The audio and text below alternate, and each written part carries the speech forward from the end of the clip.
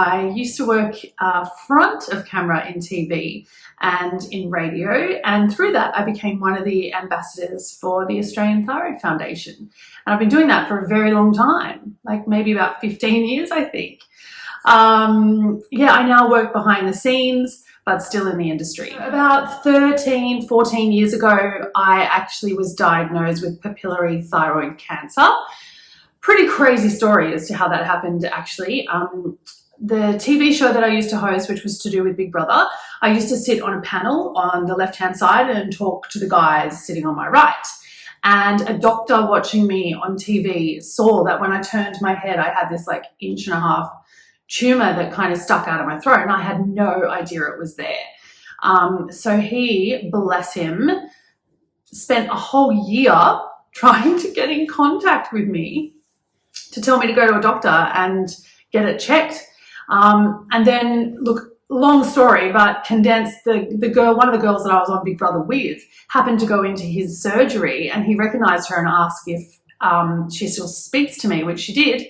And he said, tell her to go and get her thyroid checked.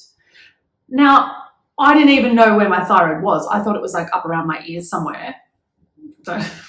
So I thought maybe he was a little bit bonkers. But next time I was at my GP, I mentioned it to him, and he was like, yeah, I can see it sticking out of your throat. Yeah, and so 3 biopsies later and some ultrasounds, it turned out to be thyroid cancer. So I was very lucky to have one very observant viewer. After my diagnosis of thyroid cancer, I actually had 2 surgeries and radioactive iodine treatment. That was probably 13, 14 years ago now. I'm really lucky. I've had no ongoing effects of the cancer, the treatment, the medication I'm now on every day. So I'm really fortunate. I don't struggle with that at all. And so now I just have 6 monthly checks, or, you know, I've been having babies and things like that the last few years. So I keep a closer eye on, you know, thyroid levels and things like that during pregnancy. I guess something that I didn't know is how common thyroid conditions are. I know they're on the rise, but I think it's a very little known about organ that does a lot, and I guess a lot can go wrong with it as well. So I feel like, I mean, a lot of people talk to me about thyroid conditions because they know that I've had one, but I feel like it's so much more common than what we think it is.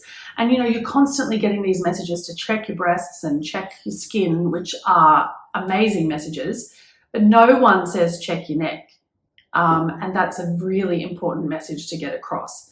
I think people need to know what they should be looking for, and need to know where the thyroid is, unlike me, and just be more observant in general. Because, you know, if someone hadn't told me, I wouldn't have known that I had it.